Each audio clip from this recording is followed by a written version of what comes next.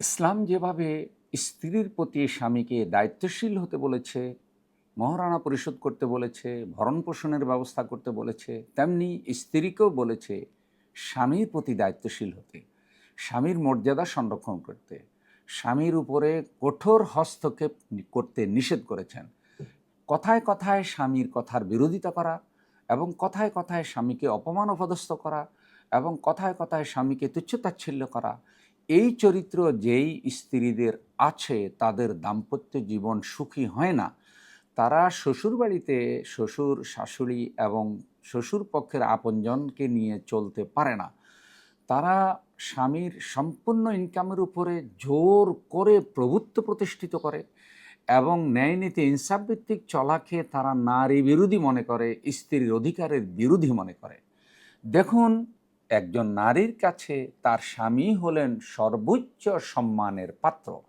স্বামী এতটাই সম্মানিত ব্যক্তি যে রাসূল সাল্লাল্লাহু আলাইহি সাল্লাম বলেছেন, যদি আল্লাহ ছাড়া অন্য কাউকে সিজদা করার অনুমতি থাকতো তাহলে স্ত্রীগণ স্বামীকে সিজদা করার অনুমতি পেতেন। রাসূল সাল্লাল্লাহু আলাইহি সাল্লাম বলেছেন, লাউ কুনতু আমিরান আহাদান আইয়াসজুদা লি আহাদিন লা আমারতুন নিসা আইয়াসজুদনা লি আসওয়াজিহিন্না।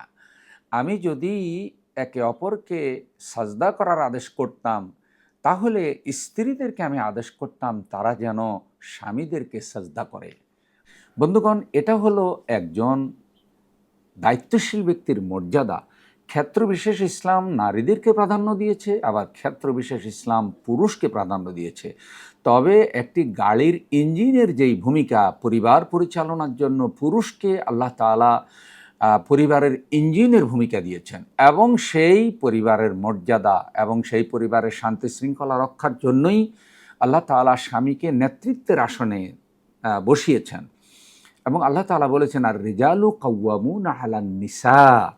এই স্বীকৃতি দিয়ে, এই বাস্তবতা মেনেই কিন্তু স্ত্রীদেরকে সংসার প্রথা ঠিক রাখতে হবে। যারা এর ব্যতিক্রম করে তাদের সংসারে শান্তি হয় না, পরিবার প্রথা টিকে না, সন্তানাদি তাদের থেকে আদর্শ শিখতে পারে না। আল্লাহ আমাদেরকে ইসলামের সৌন্দর্য মেনে চলার তৌফিক দান করুন।